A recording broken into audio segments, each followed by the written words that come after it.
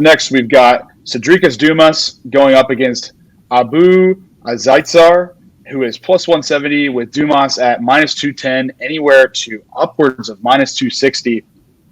Rick, last night he was like in the minus 160 range, so this one's moving quick. I guess my question to you, Rick, what do we think about Sedriques Dumas and Trevor Peek heading into Abu Dhabi? I mean, we've got a guy from Florida and a guy from Alabama heading into Abu Dhabi. I feel like the Americans are sending their absolute best from two guys that are just from down south, going to be having a ball of a time beating the shit out of people in Abu Dhabi. I am very excited to watch some of the different UFC content throughout the week to see how they're engaging with the culture. So I think it's just such a culture clash between Americans and in that area that it'll be entertaining to watch throughout the week and to see how they're able to settle into and if that has anything to do with the results.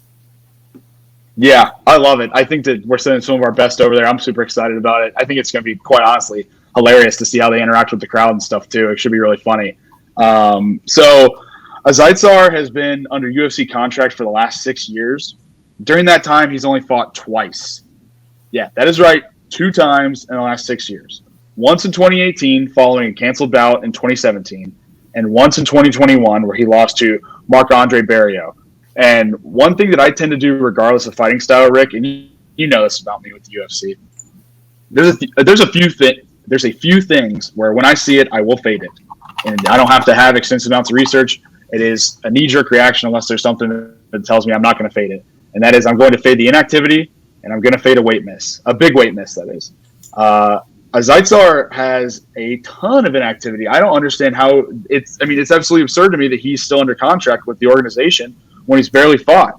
I think that despite Dumas having to fly all the way out to Abu Dhabi to make this fight happen, this is a strategic move by the UFC. They're going to try to put him on this high eyeball pay-per-view prelim, and really it tells you a lot about how they regard this Dana White Contender Series product. I mean, there's a lot of hype around Dumas. He had an awesome Dana White Contender Series showing. I know that he lost one of his first 2 fights in the UFC, but he did fight Cody Brundage last and won by unanimous decision. I feel really good about the extension of his game where he's really starting to train with some wrestlers and work on that wrestling defense. And the way people are backing him early on here, I mean, he opened at minus 175, and he's moved anywhere from 40 points to 100 points from that, depending on the book that you're betting him on, and could be even worse when this podcast releases tomorrow morning. So what are you seeing with this one, Rick? And I'm interested to see if I feel like you might be going a similar route that I am on this one. Yeah, definitely a similar route. It's Azaitar, I mean, fighting twice in the past 6 years, and a lot of it's due to injuries. I mean, he's had to withdraw from 4 different fights due to injury.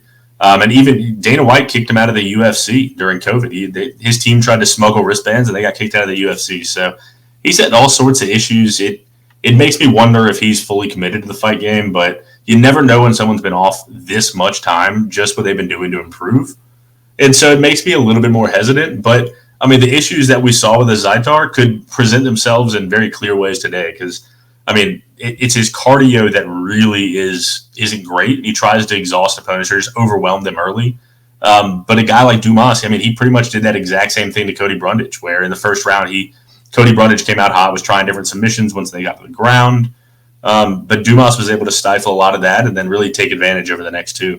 And then Azaitar, I mean, if he doesn't get that knockout early, it doesn't crack Dumas, who's improving in the stand-up, I think that this could be a tough fight for him on the ground because that defensive takedown or his takedown defense is not great.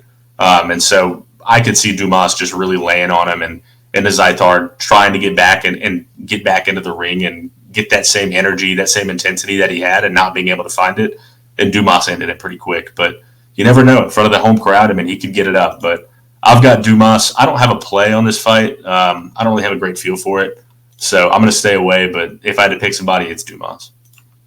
Yeah, so I am utilizing Sedriques now as a parlay leg where I'm going to tie him up. I got him at minus 218 on DraftKings, which is one of the best lines I could find when you pair it with Khamzat Chimaev at minus 278. So that gets me a parlay of minus 102. And I'm going to do 1 unit on that.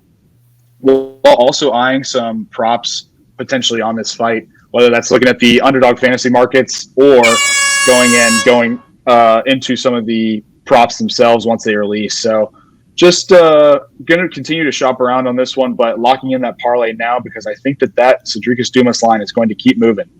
So again, Rick picks Sedriques Dumas here, and I'm going to pick and bet Sedriques Dumas here, tying him to Khamzat Chimaev, which you will hear that analysis towards the end of the podcast. But for now, we will jump right into Javid Basharat and Victor Henry.